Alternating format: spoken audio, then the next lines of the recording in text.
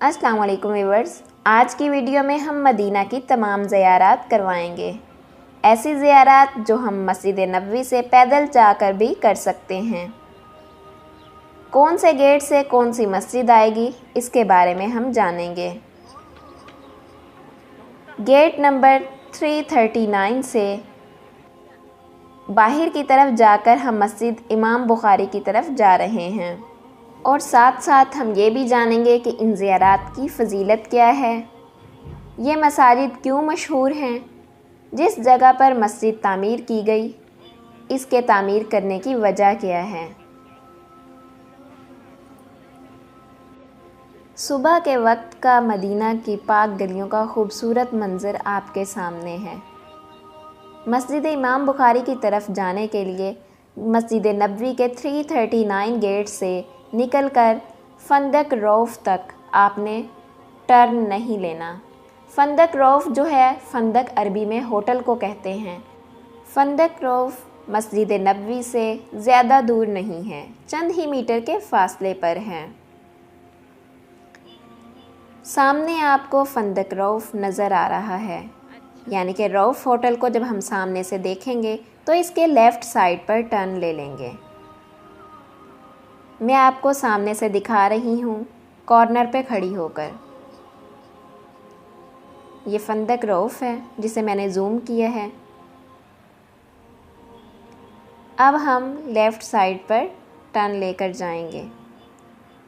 سامنے سے آپ کو مسجد امام بخاری بیک سائڈ سے نظر آ رہی ہے۔ ہم اس گلی میں ٹرن لے کر جائیں گے۔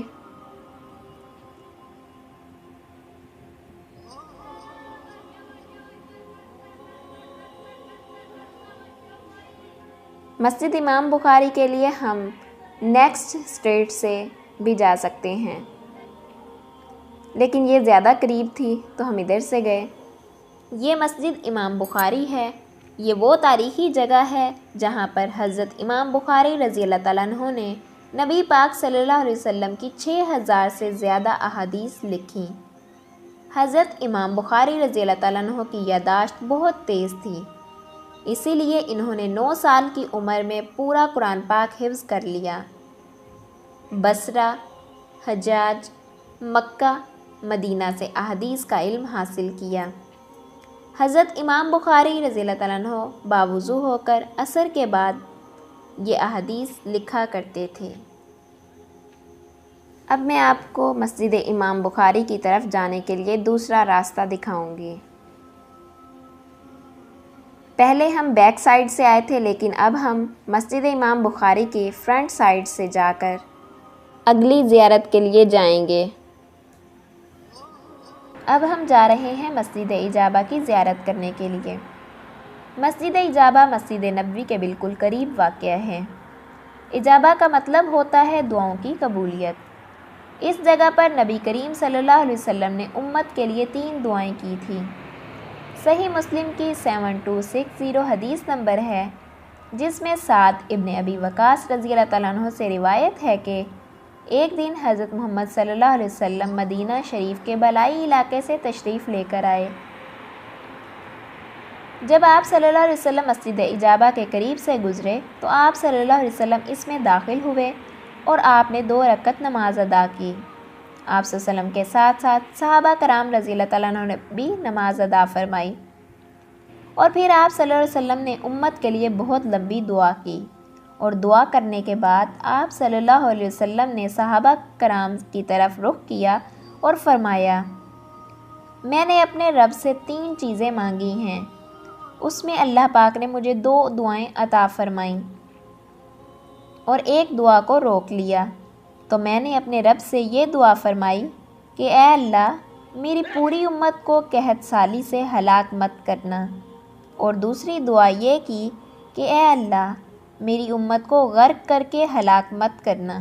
یہ 2 دعائیں اللہ پاک نے قبول فرمائیں، اور تیسری دعا آپ صلی اللہ علیہ وسلم نے یہ فرمائی کہ اے اللہ، میری امت کی آپس میں جنگ نہ ہو اور یہ فرقوں میں نہ بٹیں۔ تو اس دعا کو اللہ پاک نے روک لیا، واللہ عالم، اللہ پاک نے کیوں روکا ہم نہیں جانتے۔ مسجد ابو ذر غفاری کی فضیلت یہ ہے کہ یہاں پر ایک کھجوروں کا باغ ہوتا تھا اور اس جگہ پر آپ صلی اللہ علیہ وسلم نے ایک طویل سجدہ کیا ہے۔ حضرت عبد الرحمن بن عوف رضی اللہ تعالیٰ عنہ سے روایت ہے کہ حضرت عبد الرحمن بن عوف رضی اللہ تعالیٰ عنہ پریشان ہو گئے تھے آپ صلی اللہ علیہ وسلم نے جب اتنا لمبا سجدہ ادا کیا۔ آپ صلی اللہ علیہ وسلم نے جب سجدہ کمپلیٹ کیا تو انہوں نے آپ صلی اللہ علیہ وسلم سے پوچھا کہ آپ نے اتنا لمبا سجدہ کیوں کیا؟ تو آپ صلی اللہ علیہ وسلم نے فرمایا کہ میرے پاس حضرت جبرائیل علیہ السلام تشریف لے کر آئے ہیں اور انہوں نے یہ خوشخبری دی ہے کہ جو آپ صلی اللہ علیہ وسلم پر ایک مرتبہ درود شریف پڑھے گا اللہ پاک اس پر اپنی 10 رحمتیں نازل فرمائے گا۔ تو میں نے یہاں پر شکرانے کا سجدہ ادا کیا ہے۔ اصل میں یہ مسجد سجدہ ہے۔ ہم مسجد نبوی کے 311 نمبر گیٹ سے نکل کر باہر کی طرف جا رہے ہیں۔ ان مساجد کی زیارت ہم پیدل چل کر بھی کر سکتے ہیں۔ جن مساجد کی زیارت کرنے کے لیے ہم آگے کی طرف بڑھ رہے ہیں ہمیں سب سے پہلے یہ معلوم ہونا چاہیے کہ یہ مساجد کیوں مشہور ہیں اور ان کی فضیلت کیا ہے۔ تو آئیے سب سے پہلے ہم مسجد الغمامہ کی زیارت کریں گے۔ الغمامہ عربی میں بادلوں کو کہا جاتا ہے، اس لیے اس کو بادل والی مسجد کا نام دیا گیا۔ کیونکہ مدینہ میں کافی عرصے تک بارش نہیں ہوئی، لوگ آپ صلی اللہ علیہ وسلم کے پاس آئے اور درخواست کی تو آپ صلی اللہ علیہ وسلم نے اسی جگہ پر اللہ پاک سے بارش کی دعا کی تھی۔ اسی وقت بادل آئے تھے اور خوب بارش برسی تھی۔ اس مسجد کا نام مسجد الغمامہ ہے۔ مسجد الغمامہ کی فضیلت یہ بھی ہے کہ اس جگہ آپ صلی اللہ علیہ وسلم نماز عید ادا کرتے تھے۔ ہجرت سے پہلے آپ صلی اللہ علیہ وسلم غار حرا میں تنہائی اختیار کرتے تھے اور ہجرت کے بعد آپ صلی اللہ علیہ وسلم مسجد الغمامہ میں تنہائی اختیار کیا کرتے تھے۔ مسجد الغمامہ کے قریب چند قدم کے فاصلے پر حضرت ابوبکر صدیق رضی اللہ تعالیٰ عنہ کی بھی مسجد ہے۔ اب ہم مسجد ابوبکر صدیق رضی اللہ تعالیٰ عنہ کی بھی زیارت کریں گے۔ مسجد ابوبکر صدیق فی الحال ابھی بند کی ہوئی ہے، اندر جانے کی اجازت نہیں ہے، باہر سے آپ کو دکھائی دے رہی ہے۔ ابوبکر صدیق رضی اللہ تعالیٰ عنہ مسلمانوں کے پہلے خلیفہ تھے۔ حضرت ابوبکر صدیق رضی اللہ تعالیٰ عنہ آپ صلی اللہ علیہ وسلم کے بہت ہی اچھے دوست بھی تھے اور سسر بھی۔ اس جگہ پر حضرت ابوبکر صدیق رضی اللہ تعالیٰ عنہ کا گھر مبارک تھا جس جگہ مسجد بنا دی گئی۔ اب ہم مسجد علی کی طرف جا رہے ہیں۔ مسجد علی جانے کے لیے جب ہم مسجد ابوبکر صدیق کی طرف سے جائیں گے تو مسجد علی فندق معراج الاسلام والی گلی میں ہے، یعنی کہ جہاں معراج الاسلام ہوٹل ہے اسی گلی میں لیفٹ سائڈ پر مسجد علی ہے اور سامنے مسجد نبوی۔ مسجد علی مسجد نبوی کے رائٹ سائڈ پر واقع ہے۔ مسجد علی کی بیک سائڈ پر مسجد الغمامہ اور حضرت ابوبکر صدیق رضی اللہ تعالیٰ عنہ کی بھی مسجد ہے۔ اس جگہ پر حضرت علی رضی اللہ تعالیٰ عنہ کا گھر مبارک تھا۔ حضرت علی رضی اللہ تعالیٰ عنہ اس جگہ پر بیعت لیا کرتے تھے اور لوگوں کے مسئلے حل کیا کرتے تھے۔ جس جگہ پر صحابہ کرام رضی اللہ تعالیٰ عنہ کا گھر ہوتا تھا، بعد میں ان کے گھروں کی جگہ پر مسجدیں تعمیر کر دی گئیں۔ مسجد علی کی زیارت کرنے کے لیے آپ مسجد نبوی کے 316 نمبر گیٹ سے نکل کر مسجد علی کی طرف آ سکتے ہیں۔ مسجد علی کو بھی اس وقت سعودی حکومت نے بند کیا ہوا ہے، آپ صرف اس کی زیارت باہر سے کر سکتے ہیں، اندر جانے کی اجازت نہیں ہے۔ اب عشاء کی نماز کا ٹائم ہے، ہم لوگ مسجد نبوی کی طرف جا رہے ہیں۔ مسجد نبوی کا خوبصورت منظر آپ کے سامنے ہے۔ مسجد نبوی کے 362 نمبر گیٹ سے نکل کر ہم جنت البقیع کی طرف جا سکتے ہیں۔ جیسا کہ آپ کو سامنے جالیوں والی دیوار دکھائی دے رہی ہے، یہ جنت البقیع کی بیرونی دیوار ہے۔ سامنے سے جانے کا راستہ یعنی اندر داخل ہونے کا راستہ ہے۔ جنت البقیع میں صرف مرد حضرات کو ہی انٹر ہونے دیا جاتا ہے، خواتین کا جانا ممنوع ہے۔ خواتین بس باہر سے ہی اس کو دیکھ سکتی ہیں۔ اب ہم مسجد بلال کی زیارت کے لیے جا رہے ہیں۔ ہم لوگ تو مسجد بلال کی زیارت کرنے کے لیے گاڑی پر جا رہے ہیں، لیکن مسجد بلال مسجد نبوی کے چند ہی میٹرز کے فاصلے پر واقع ہے۔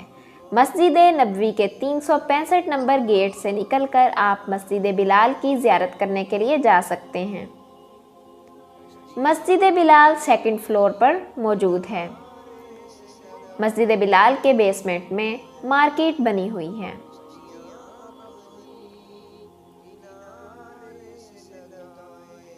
مسجد بلال کا خوبصورت منظر آپ کے سامنے ہے۔ مسجد نبوی سے جنوب کی سمت نکلیں گے تو تقریباً 200 میٹر کے فاصلے پر یہ مسجد موجود ہے۔ حضرت بلال رضی اللہ تعالیٰ عنہ ایک حبشی غلام تھے۔ جب انہوں نے اسلام قبول کیا تو ان پر بہت زیادہ ظلم کیے گئے، مگر پھر بھی وہ اپنے فیصلے پر ڈٹے رہے۔ یہ مسجد خوبصورتی کے لحاظ سے اپنی مثال آپ ہے۔ مسجد قباء اسلام کی پہلی مسجد ہے۔ جب آپ صلی اللہ علیہ وسلم نے مکہ مکرمہ سے مدینہ منورہ کی طرف ہجرت کرنی تھی تو مدینہ منورہ کے بہت سے لوگ آپ صلی اللہ علیہ وسلم کا انتظار کر رہے تھے۔ مسجد قباء والی جگہ پر حضرت ایوب انصاری رضی اللہ تعالیٰ عنہ کا گھر مبارک تھا۔ جب تمام لوگ آپ صلی اللہ علیہ وسلم کا انتظار کر رہے تھے تو آپ صلی اللہ علیہ وسلم نے فرمایا تھا، میری اونٹنی اللہ کے حکم سے جس جگہ یا جس گھر کے آگے بیٹھے گی، اللہ کا نبی اسی گھر کا مہمان ہوگا۔ سارے مدینے والے انتظار شدت میں تھے کہ آپ صلی اللہ علیہ وسلم ہمارا مہمان بنے، لیکن اونٹنی حکم الہی سے حضرت ایوب انصاری رضی اللہ تعالیٰ عنہ کے گھر کے آگے جا بیٹھی۔ اللہ کے نبی وہیں قیام پذیر ہوئے۔ اس وقت مدینہ منورہ کی لڑکیوں نے دف بجا کر آپ صلی اللہ علیہ وسلم کا استقبال کیا تھا۔ حضرت ایوب انصاری رضی اللہ تعالیٰ عنہ کا مسجد قباء کے پاس ہی کھجوروں کا باغ بھی ہے۔ مسجد قباء کی فضیلت بہت ہی زیادہ ہے۔ حضرت محمد صلی اللہ علیہ وسلم کے فرمان کے مطابق مسجد قباء میں 2 نفل ادا کرنے کا ثواب ایک مقبول عمرے کے ثواب کے برابر ہے۔ مسجد قباء کا خوبصورت منظر آپ کے سامنے موجود ہے۔ مسجد قباء مسجد نبوی سے 3 کلومیٹر کے فاصلے پر موجود ہے۔ اس کی چھت پر 58 چھوٹے اور 3 بڑے گنبد ہیں اور 4 پرشکن مینار بھی اس مسجد کی عظمت میں اضافہ کرتے ہیں۔ مسجد نبوی کی تعمیر میں سب سے پہلا پتھر بنیاد رکھتے ہوئے آپ صلی اللہ علیہ وسلم نے اپنے دست مبارک سے نصب کیا تھا۔ مسجد قباء کا رقبہ 15,000 مربع میٹر ہو گیا ہے۔ اس میں 10,000 نمازیوں کی گنجائش ہے۔ یہ حضرت سلیمان فارسی رضی اللہ تعالیٰ عنہ کا باغ ہے۔ مسجد نبوی سے یہ باغ تقریباً 4.5 کلومیٹر کے فاصلے پر واقع ہے۔ روایات کے مطابق یہی وہ باغ ہے جہاں حضرت سلیمان فارسی رضی اللہ تعالیٰ عنہ یہودی کی غلامی میں کام کرتے تھے۔ اسلام لانے سے قبل اور یہی وہ باغ ہے کہ جب آپ اسلام لے کر آئے تو آزادی کی شرط پوری کرنے کے لیے اسی باغ میں حضرت سلیمان فارسی رضی اللہ تعالیٰ عنہ نے اور صحابہ کرام اور نبی پاک صلی اللہ علیہ وسلم نے کھجوریں لگائی تھیں، کیونکہ آزادی کے لیے جو شرط تھی وہ کھجوروں کا باغ لگانے کی تھی اور کچھ سونے کی مقدار تھی جو حضرت سلیمان فارسی رضی اللہ تعالیٰ عنہ کے یہودی آقا نے مانگے تھے۔ سونا بھی حضرت سلیمان فارسی رضی اللہ تعالیٰ عنہ کو نبی پاک صلی اللہ علیہ وسلم نے دیا تھا۔ اس کے بعد آپ آزاد ہو گئے۔ اب ہم آئے ہیں مسجد شہداء کی زیارت کرنے کے لیے۔ یہ مسجد کیوں مشہور ہے اور اس مسجد کا نام سید الشہداء کیوں رکھا گیا؟ اس مسجد کا نام سید الشہداء مسجد ہے۔ یہ مسجد میدان احد میں واقع ہے۔ یہ مسجد اسی جگہ پر واقع ہے جہاں جنگ ہوئی تھی۔ اس مسجد کا نام آپ صلی اللہ علیہ وسلم کے چچا حضرت حمزہ رضی اللہ تعالیٰ عنہ کے نام سے منسوخ کیا گیا ہے۔ حضرت حمزہ رضی اللہ تعالیٰ عنہ اس غزوہ میں شہید ہوئے تھے اور آپ صلی اللہ علیہ وسلم نے حضرت حمزہ کو سید الشہداء کا لقب دیا تھا، یعنی شہیدوں کے سردار کا لقب دیا تھا، تو اسی نسبت سے اس مسجد کا نام سید الشہداء مسجد رکھا گیا ہے۔ اب ہم اس جگہ پر موجود ہیں جہاں غزوہ احد ہوا۔ احد ایک پہاڑ کا نام نہیں بلکہ پورے ایک پہاڑی سلسلے کا نام ہے۔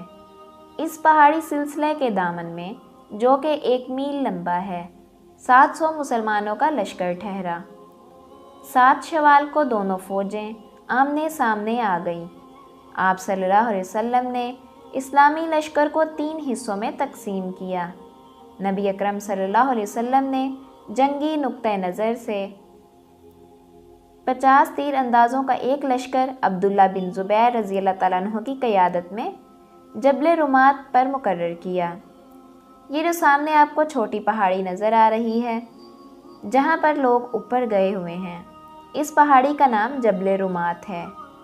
جبل رمات پر متعین دستے کو آپ صلی اللہ علیہ وسلم نے ہدایات دیتے ہوئے فرمایا، اگر تم لوگ دیکھو کہ ہمیں پرندے اچک رہے ہیں تو بھی اپنی جگہ نہ چھوڑنا یہاں تک کہ میں بلاوا بھیجوں، یہاں تک کہ اگر تم لوگ دیکھو کہ ہم نے کفار کو شکست دے دی پھر بھی اپنی جگہ نہ چھوڑنا۔ دائیں جانب کفار کا سالار خالد بن ولید تھا جو ابھی مسلمان نہیں ہوا تھا، اور بائیں جانب کا سردار اکرمہ بن ابو جہل تھا۔ اس گمسان کی لڑائی میں مسلمانوں کا پلڑا بھاری رہا۔ مشرکین لڑائی سے بھاگنے لگے۔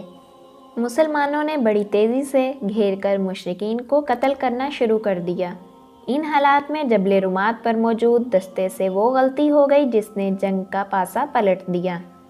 ہوا کچھ یوں کہ جبل رمات پر موجود دستے نے ہدایات کے برعکس جب یہ دیکھا کہ مسلمان سب مشرکین کو مارنے گئے ہیں، تو انہوں نے امیر عبداللہ بن زبیر کے منع کرنے کے باوجود اس پہاڑی سے اتر گئے۔ صرف 10 تیر اندازوں نے اس پہاڑی کو نہ چھوڑا۔ مشرکین کے دائیں دستے کا سپہ سالار خالد بن ولید نے جنگی اہمیت کی حامل اس پہاڑی سلسلے سے جب تیر اندازوں کو اترتے دیکھا تو اس موقع سے فائدہ اٹھاتے ہوئے اس نے اپنے دستے کو ساتھ لیا۔ وہاں انہوں نے موجود مسلمانوں کو شہید کر کے دوسرے مسلمانوں پر ٹوٹ پڑے۔ اس طرح 700 کا اسلامی لشکر کفار کے گھیرے میں آ گیا۔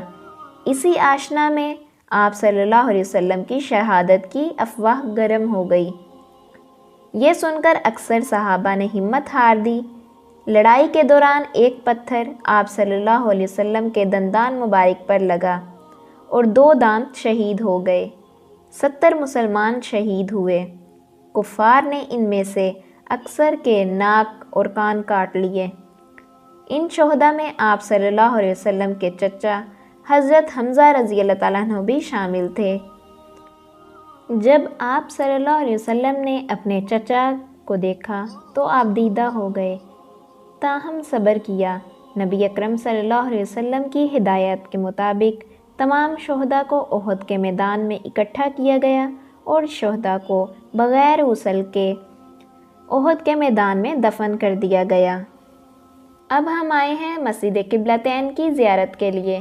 یہ وہ مسجد ہے جہاں پر آپ صلی اللہ علیہ وسلم پر نماز میں ہی وحی نازل ہوئی تھی اور آپ صلی اللہ علیہ وسلم نے مکہ کی طرف اپنا رخ موڑ لیا تھا۔ جب شروع میں اسلام نازل ہوا تھا تو آپ صلی اللہ علیہ وسلم مسجد اقصیٰ کی طرف رخ کر کے نماز پڑھاتے تھے۔ مسجد نبوی سے مسجد قبلتین 4 کلومیٹر کے فاصلے پر ہے۔ آپ صلی اللہ علیہ وسلم ظہر کی نماز میں تھے۔ اس سے پہلے قرآن میں آیا ہے، اے محبوب ہم دیکھ رہے تھے جب تم بار بار آسمان کی طرف دیکھ رہے تھے کہ یا اللہ قبلہ۔ تو اس جگہ کے اوپر آپ صلی اللہ علیہ وسلم ظہر کی دوسری رکعت میں تھے کہ وحی آ گئی اور آپ صلی اللہ علیہ وسلم کو حکم ہوا کہ آپ اپنا رخ بیت المقدس سے پھیر کر بیت الحرام کی طرف یعنی خانہ کعبہ کی طرف کر لیں۔ اللہ کے رسول جب خانہ کعبہ میں ہوا کرتے تھے تو آپ صلی اللہ علیہ وسلم نماز پڑھتے تھے رکن یمانی اور حجر اسود کے درمیان کھڑے ہو کر۔ مکہ میں جب نماز پڑھتے تھے رکن یمانی اور حجر اسود کے درمیان تو بیت المقدس بھی اسی طرف ہوتا تھا اور کعبہ بھی اسی طرف ہی ہوتا تھا، لیکن جب مدینہ میں ہجرت کر کے آ گئے تو بیت المقدس سے خانہ کعبہ بالکل الٹ ہے، یعنی 180 کے اینگل پر ہے۔ تو یہودی بار بار طعنہ دیتے تھے کہ اس کا تو اپنا کوئی قبلہ ہی نہیں ہے۔ پھر آپ صلی اللہ علیہ وسلم بار بار اوپر دیکھتے۔ اسی دوران وحی نازل ہوئی، اے محبوب، تو اب تم پھیر ہی دو اپنا رخ مسجد حرام کی جانب۔ تو پھر آپ صلی اللہ علیہ وسلم نے اپنا رخ پھیر لیا۔ اب ہم آئے ہیں سبع مساجد کی زیارت کے لیے۔ سبع عربی میں 7 کو کہتے ہیں اور یہاں 7 چھوٹی مساجد ہیں، اسی لیے یہ جگہ سبع مساجد کے نام سے جانی جاتی ہے۔ یہ جو سامنے بڑی مسجد ہے یہ جامع الخندق کے نام سے پہچانی جاتی ہے۔ یہ سارا علاقہ ہے میدان الفتح، یہاں مسلمانوں کو فتح نصیب ہوئی تھی۔ یہ جو جامع الخندق مسجد ہے یہ ان 7 میں سے 3 چھوٹی مسجدوں کی جگہ پر بنائی گئی ہے، جہاں پر مسجد عثمان، مسجد ابوبکر صدیق اور مسجد سعد ابن معاذ کی جگہ یہ مسجد جانی جاتی ہے۔ یہ جو سامنے مسجد ہے یہ مسجد سلیمان فارسی ہے، ان کے مشورے سے خندق کھودی گئی تھی۔ اب ہم مسجد سلیمان فارسی سے چند قدم آگے جائیں گے تو آپ کو مسجد الفتح میں لے کر جاتے ہیں۔ آپ کو سامنے لوگ جاتے دکھائی دے رہے ہیں، اس میں سیڑھیاں چڑھ کر مسجد میں جائیں گے۔ اس مسجد کا نام مسجد الفتح ہے۔ اس مسجد میں آپ صلی اللہ علیہ وسلم نے فتح کے لیے نماز ادا کی تھی جو اللہ پاک نے قبول فرمائی تھی، اور پھر مسلمانوں کو فتح نصیب ہوئی تھی۔ اب آپ کو سامنے یہ جو 2 چھوٹی مساجد نظر آ رہی ہیں، ایک فرنٹ پر اور ایک بیک پر۔ فرنٹ والی مسجد کا نام حضرت عمر بن الخطاب ہے، اور بیک سائڈ پر جو آپ کو چھوٹی سی مسجد نظر آ رہی ہے اس مسجد کا نام حضرت علی ابن طالب ہے۔ جامع الخندق کے بیک سائڈ پر جو پہاڑ ہے یہ جبل صالیہ ہے، اور اس کے بیک سائڈ پر مسجد نبوی ہے۔ روایات میں آتا ہے کہ جنگ کے دوران جن مقامات پر صحابہ کرام کے خیمے تھے انہی مقامات پر مسجدیں تعمیر کر دی گئیں۔ اب ہم آپ کو مدینہ کی میقات کی زیارت کروائیں گے۔ یہ وہ بابرکت جگہ ہے جہاں سے آپ صلی اللہ علیہ وسلم مدینہ سے جب بھی مکہ مکرمہ عمرہ کے لیے گئے تو احرام اسی مسجد سے باندھا کرتے تھے۔ اب ہم یہ جانیں گے کہ مدینہ کی کسی اور مسجد میں درخت کیوں نہیں ہیں، صرف اس مسجد میں ہی کیوں درخت ہیں۔ اس مسجد میں درخت لگانے کی کوئی عام وجہ نہیں ہے، بلکہ یہ مسجد وادی عقیق میں واقع ہے۔ اس مسجد کا نام مسجد المیقات کے علاوہ ایک اور نام مسجد الشجرہ ہے۔ اس کی ایک اور وجہ یہ ہے کہ جب بھی آپ صلی اللہ علیہ وسلم اس وادی میں تشریف لے کر جاتے تھے تو ایک درخت ہوا کرتا تھا جہاں آپ صلی اللہ علیہ وسلم اپنے سواری کو باندھ کر نماز پڑھا کرتے تھے اس جگہ پر۔ اور نماز پڑھنے کا واقعہ حضرت عمر رضی اللہ تعالیٰ عنہ کی حدیث شریف میں آیا ہے کہ نبی پاک صلی اللہ علیہ وسلم نے فرمایا، رات کو فرشتہ میرے پاس پیغام لے کر آیا ہے کہ اس وادی میں یعنی وادی مبارک میں جا کر نماز پڑھیں۔ وادی عقیق یہ وادی ہے، اور آپ صلی اللہ علیہ وسلم اکثر اس وادی میں آتے اور آ کر نماز پڑھتے تھے۔ یہ مسجد حضرت عمر بن عبدالعزیز کے دور میں بنائی گئی۔ یہ مسجد 87 ہجری میں تعمیر کی گئی۔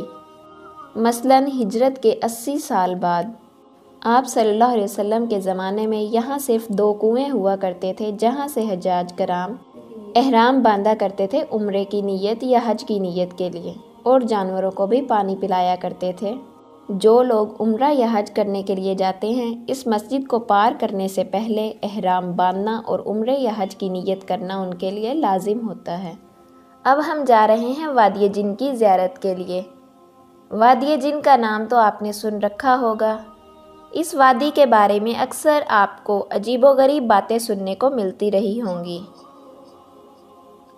وادی جن مدینہ منورہ میں مسجد نبوی سے شمال مشرق کی جانب تقریباً 35 کلومیٹر کے فاصلے پر واقع ہے۔ یہ نیم دائرے کی شکل میں ہے اور اس کے اطراف میں سیاہی مائل پہاڑی سلسلہ ہے، جس کے بالکل درمیان میں یہ وادی ایک پیالے کی طرح معلوم ہوتی ہے۔ منفرد انداز کی قدرتی خوبصورتی کی حامل اس وادی کی وجہ شہرت یہ ہے کہ اس وادی میں آ کر کوئی بھی گاڑی بند ہونے کے باوجود اونچائی کی طرف چڑھنا شروع ہو جاتی ہے۔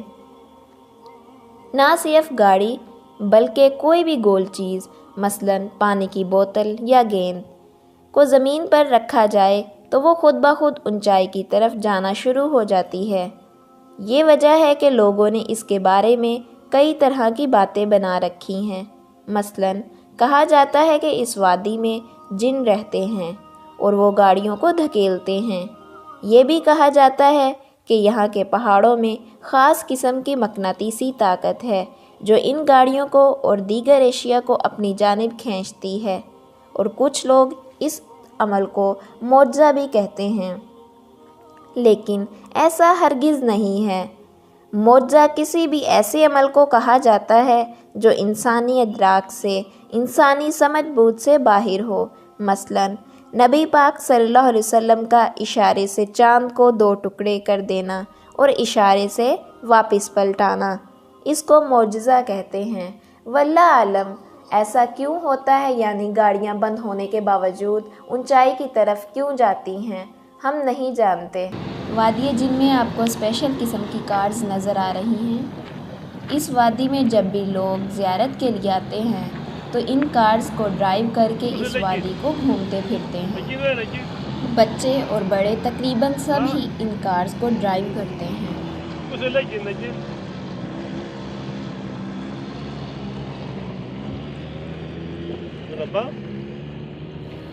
اب ہم بیر روحا کی زیارت کے لیے آئے ہیں۔ بیر کہتے ہیں کنویں کو۔